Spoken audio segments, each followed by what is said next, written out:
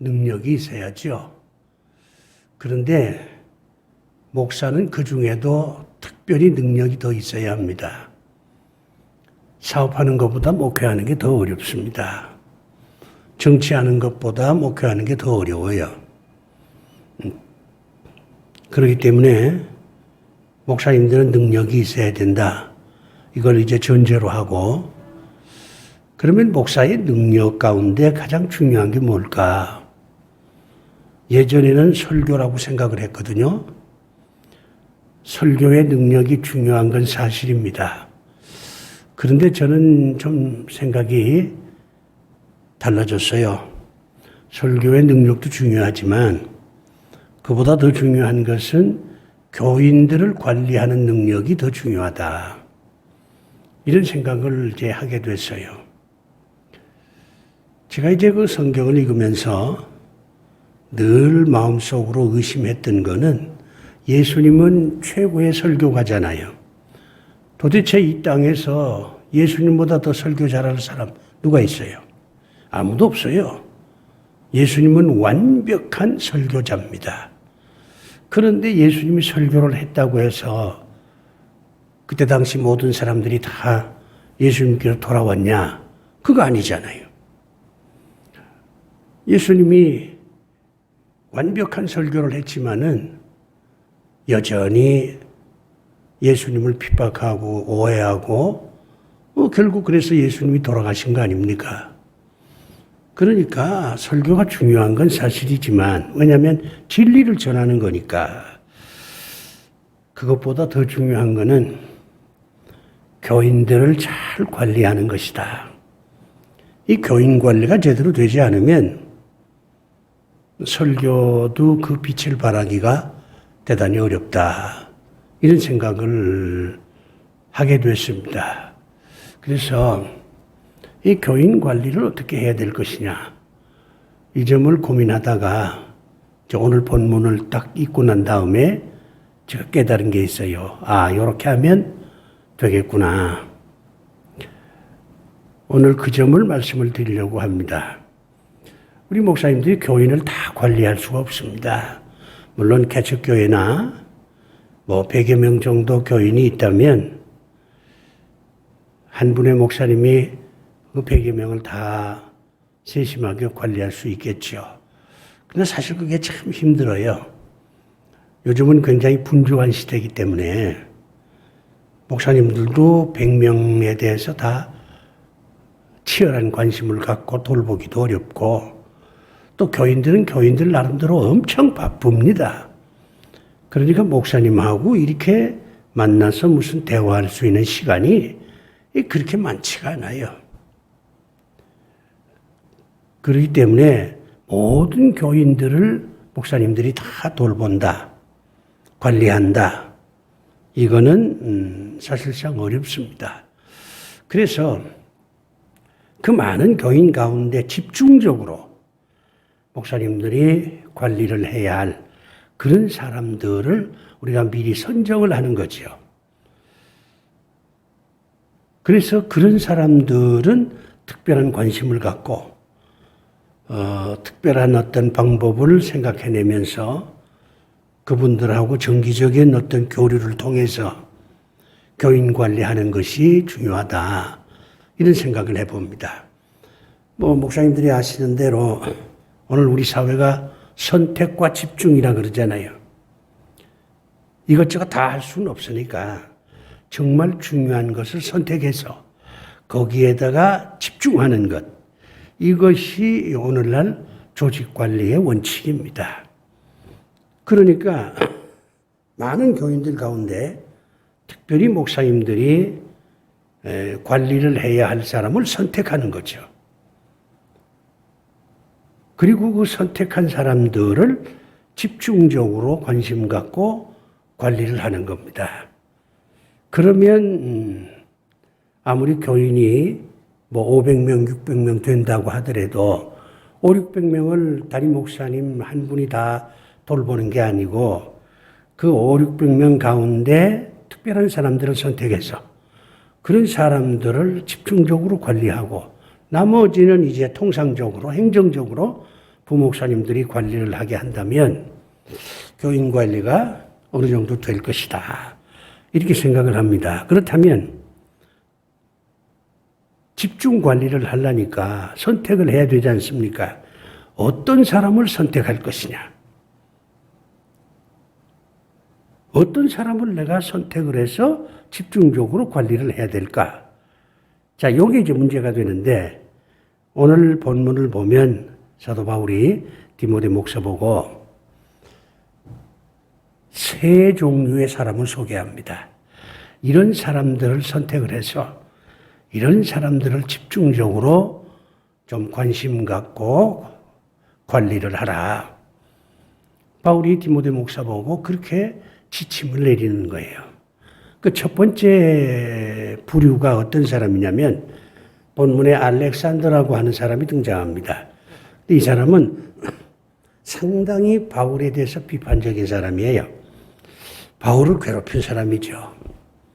바울의 목회를 방해한 사람입니다. 바울이 이 사람 때문에 엄청 상처를 많이 받습니다. 우리 목사님들이, 교인들이 다 목사님들을 따르고 목사님들을 존경하고 그랬으면 좋겠죠. 근데 그거는 불가능한 거예요. 모든 교인들이 나를 따르고 나를 믿고 나한테 순종해야 된다. 이 생각 자체가 교만입니다. 예수님도 모든 사람들한테 존경을 못 받았어요. 그런데 우리가 뭔데 모든 교인들한테 존경을 받을 수 있다. 존경받아야 된다. 그런 착각을 갖고 목회를 해야 됩니까? 그 자체가 교만이에요. 그러니까 교인들 가운데는 알렉산더라는 사람, 이런 사람처럼 목회자를 괴롭히고 목회자를 힘들게 하고 목회자가 하고자 하는 일에 반대하는 그런 가시 같은 존재가 있게 마련입니다. 또 어떻게 보면 그런 사람이 너무 많으면 좀 힘들지만 한두 사람 있는 거는 목사님한테 굉장히 유익합니다. 우리가 이제 자동차를 비유로 든다면 자동차는 악셀레터가 있고 브레이크가 있잖아요. 브레이크는 멈추는 거 아닙니까? 이 교회 안에 담임 목사님에 대해서 좀 시비를 걸고 알렉산더와 같은 역할을 하는 교인이 한두 사람 있다는 것은 목사님이 항상 뭘 결정하기 전에 자기를 돌아보고 더 깊이 생각하고 자동차의 브레이크 같은 역할을 할 수가 있는 겁니다. 그런데 우리 목사님들은 교회 안에 목사님을 괴롭히는 사람이 한두 명 있어도 그걸 못 견뎌야 합니다. 저 사람 때문에 내가 목회를 못 하겠다.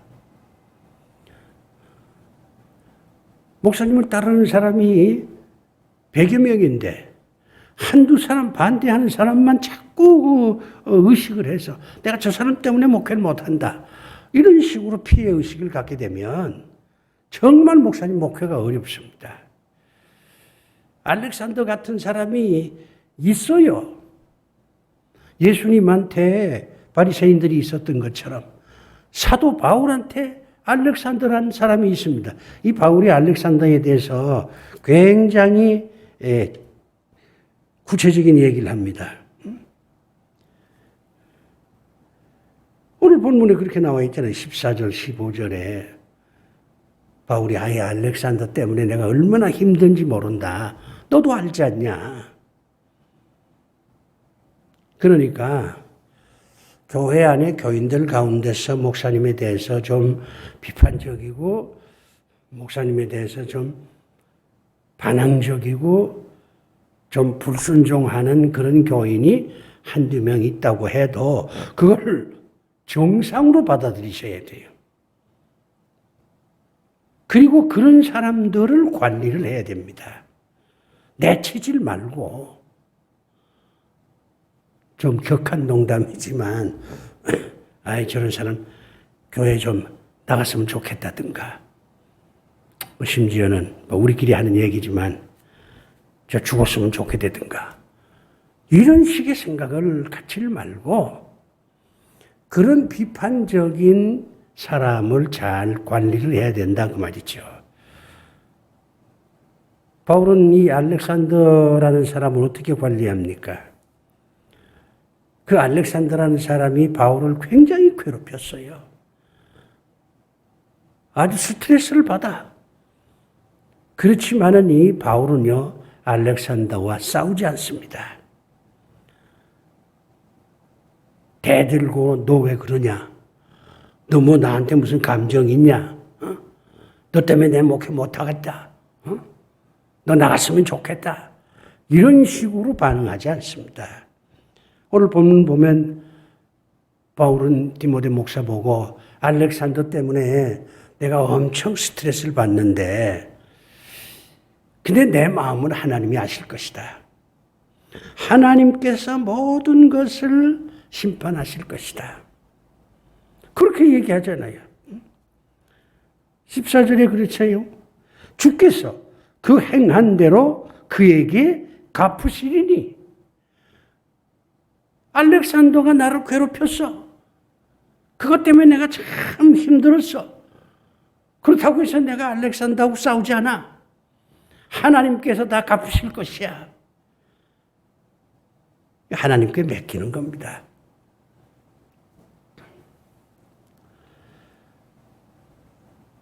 그 다음에 사도 바울은 디모데 보고 너도 알렉산더를 조심해야 된다. 나한테 그렇게 힘들게 한 사람이 너한테도 똑같을 거야. 너도 조심해야 돼. 너 알렉산더하고 싸우지 말어. 이렇게 이제 알렉산더한테 당한 그 아픔을 보복을 하려고 하는 게 아니라 심판은 하나님께 맡기고 디모데 목사 보고는 너는 조심해야 된다. 싸우지 마라. 다투지 마라. 이렇게 지금 사도 바울이 가르치고 있는 겁니다. 그러니까 목사님들도 교회 안에 목사님을 힘들게 하는 사람이 있어. 그러면 그걸 좋게 해석을 해요. 내가 저 사람 때문에 목회할 때 한 번 더 깊이 생각하고 더 열심을 내고 브레이크 같은 역할을 하는 사람이다. 이렇게 생각을 하고 긍정적으로 그 사람이 나를 괴롭힌 거에 대해서는 하나님께서 다 갚아주실 것이다. 이렇게 생각을 하고 그리고 자기하고 가까운 이제 동력자들한테는 야, 너 조심해야 된다. 그 사람 말 그대로 믿으면 안 돼. 그 사람 아주 까다로운 사람이니까 조심해야 돼. 이렇게 정보를 주고 그렇게 해서 알렉산더 같은 그런 그 목회자를 괴롭히는 사람들을 잘 관리하라. 이게 지금 사도 바울이 디모데 목사에게 한 첫 번째 관리 지침입니다. 목사님들, 알렉산더 같은 사람이 있다고 해서 나 목회 못하겠다고 그렇게 하지 마시고 잘 활용을 하면 오히려 목회에 도움이 될 수 있다 하는 것을 긍정적으로 기억하시길 바랍니다.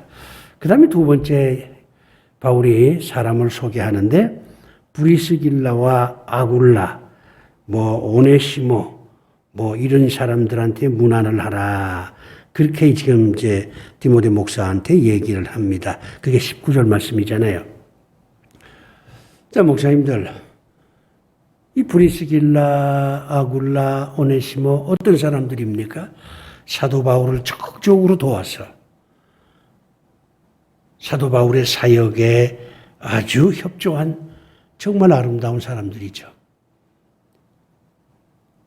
목사님들이 교인들을 관리할 때 나를 도와주는 사람들이 있습니다.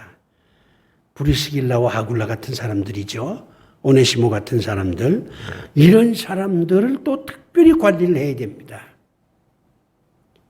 이 관리라고 하는 것은 나하고 조금 이제 각을 진 사람도 내가 관리를 해야 되지만, 나를 도와주고 나한테 굉장히 협조적인 사람들, 이런 사람들도 더 관리를 잘해야 돼요. 근데 이제 목사님들이 이런 생각을 합니다. 저분은 워낙 날 이해하고 날 도와주는 사람이니까 뭐 내가 신경 안 써도 저 사람은 인격적이고 신앙이 깊으니까 내가 하는 일을 언제든지 도와줄 거야. 이렇게 생각을 해서 무심하게 대해요. 나를 껄끄럽게 만드는 사람은 신경이 곤두서서 예민해서 관리를 하려고 그러지만, 나한테 잘해주는 사람은 너무 믿어버리는 거야. 그래가지고는 내가 관심을 안 가져도 그분은 워낙 믿음이 좋은 분이고 인격이 좋은 분이니까 늘 내 편을 들어줄 것이야. 나를 도와줄 것이야. 이런 식으로 너무 쉽게 생각한다 이 말이죠. 이거 대단히 위험한 겁니다. 아무리 가까워도요, 교류가 끊어지기 시작을 하면 점점 멀어집니다. 그러면서 오히려 이런 분들이 오해를 더 잘해요. 알렉산더 같은 사람은 오해할 것도 없어요. 알렉산더는 무조건 바울이 싫으니까. 싫은 사람한테 오해할 게 뭐 있어요? 맨날 공격적이지. 그런데 브리스길라나 아굴라 같은 사람은 가까운 사람이잖아요. 가까운 사람인데 관리를 안 해. 가까우니까 그냥 어떻게 잘 되겠지. 이렇게 방심을 하면 오히려 이 가까운 사람들이 오해하기가 쉽습니다. 그러니까 가까운 사람에게 더 관심을 갖고 그분들을 더 친절하게 대하고 관리를 잘해야 된다. 바울은 디모데 보고 그렇게 얘기를 하고 있습니다. 우리 목사님들 유념하시기를 바랍니다. 그 다음에 이제 마지막 세 번째 사람이 등장합니다. 오늘 본문 보면 병든 사람들이 있습니다. 20절 말씀 보니까 드로비모라고 하는 사람을 소개하면서 병들어서 밀레도에 두었노라. 이 병든 사람들에 대한 관심이 굉장히 중요합니다. 여기서 병들었다고 하는 것은요, 단순히 육신의 병만 의미하진 않아요. 마음이 병든 사람도 있고요. 병들었다고 하는 것은 아픔이잖아요. 육체가 병든 거는 육신이 아픈 거고, 마음이 병들었다 그러면 마음이 아픈 거 아닙니까? 아픔이야. 그러면 이건 단순히 병만 얘기하는 게 아니라 외롭다든가 소외됐다든가 가난하다든가 사람들한테 미움을 받는다든가 이런 사람들을 총칭하는 그런 용어로 이해를 하셔야 됩니다. 한마디로 말하면 교회 안에도 약자가 있잖아요. 교회는요, 다양한 사람들이 모인답니다. 부자도 있고 공부 많이 한 사람도 있고 건강한 사람도 있고 젊은 사람도 있고 동시에 노인들도 있고 가난한 사람도 있고 소외당한 사람도 있고 이런 사람이 있잖아요. 그 약자, 교회 안에서 약자를 돌보는 일을 목사님들이 하셔야 된다고 말이죠. 대개 우리는 강한 사람한테 관심이 있습니다. 헌금 많이 하는 사람, 봉사 많이 하는 사람, 그런 사람한테 관심 갖는 건 나쁘진 않습니다. 그런데 그런 사람들한테 관심을 갖고 그런 사람들을 잘 관리하는 것도 중요하지만 동시에 가난한 약자들, 병들어하는 사람, 이런 사람들을 돌보는 일에 그 이상의 비중을 둬야 된다고 말이죠. 만약 그렇게 되지 않으면 교인들이 이제 둘로 쪼개집니다. 아, 우리 목사님은 돈 있는 사람만 관심 갖고 사랑한다든가, 뭐 교회 봉사하는 사람만 귀하게 여기고 우리 같은 사람은 쳐다도 보지 않는다. 이런 식으로 오해를 한단 말이에요. 사회적 약자에 대한 관심이 부족하면 그 정치도 어렵습니다. 그렇기 때문에 교회 안에 이 병든 사람, 다른 말로 얘기하면 사회적인 약자, 이런 사람들을 특별히 관리하는 그런 따뜻한 마음이 있어야 합니다. 그래야 교인 관리가 제대로 되는 거예요. 결론을 말씀을 드리면 설교보다 더 중요한 게 교인 관리예요. 교인 관리 잘못하면요, 설교 아무리 잘해도 목회 끝까지 가지를 못합니다. 아무리 좋은 음식도 자주 먹다 보면 맛을 잃어요. 목사님들 설교가 아무리 명설교라고 하더라도 그게 5년, 6년, 7년 이렇게 듣다 보면요, 교인들이 다 질린다고. 우리 목사님이 설교 잘한다, 그런 인식이 없어져요. 처음에는 야, 우리 목사님 설교가 은혜롭다 이렇게 생각하지만 5, 6년 지나가다 보면 그런 감동이 없어집니다. 수학 체감의 법칙이라는 게 있잖아요. 근데 교인 관리는 그렇지 않습니다. 이건 항상 살아있는 거거든요. 설교는 똑같은 것이 되풀이되지만 사람은 다 다르지 않습니까?